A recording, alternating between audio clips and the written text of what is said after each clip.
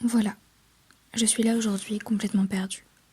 Je suis là et je n'ai aucune putain d'idée de pourquoi j'en suis là. Je ne suis pas suicidaire, je n'ai pas envie d'attenter à ma vie. Mais je ne comprends pas non plus pourquoi je devrais la continuer.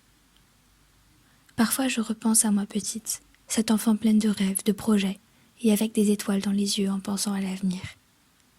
Et je veux juste m'excuser de ne pas être à la hauteur. Parfois, je regarde mes amis et j'imagine leur vie sans moi. Et ça me fait mal, ça me fait terriblement mal car ce n'est pas compliqué à visualiser. Parfois, je pense à ma famille et ça me fait mal aussi, car ils ont à la fois besoin de moi et ils m'aiment.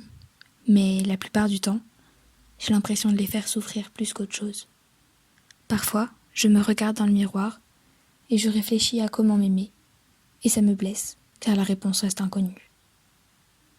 Alors voilà, vous avez beau m'expliquer à maintes et maintes reprises qu'il faut que je mange, que je risque de perdre mes cheveux, mes dents, que mes os vont se fragiliser, que mes organes peuvent devenir déficients.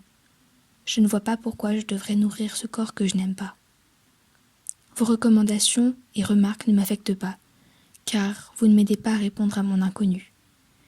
Et que pour l'instant, la seule illusion que j'ai de m'aimer est de perdre du poids, sans prendre compte des risques.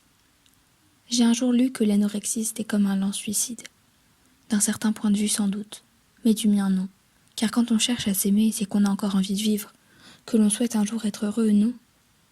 Alors même si notre manière de nous aimer est peu recommandable, c'est mieux que rien. Mon psy m'a demandé quels étaient mes moyens d'exprimer mes émotions, sans passer par la nourriture. Et j'ai répondu que je dessinais ou écrivais, mais j'ai également trouvé un autre moyen. On me dira sans doute que ce n'est pas une solution, que je m'enfonce, que je ne devrais pas faire ça. Mais voilà, j'ai découvert comment ne pas pleurer.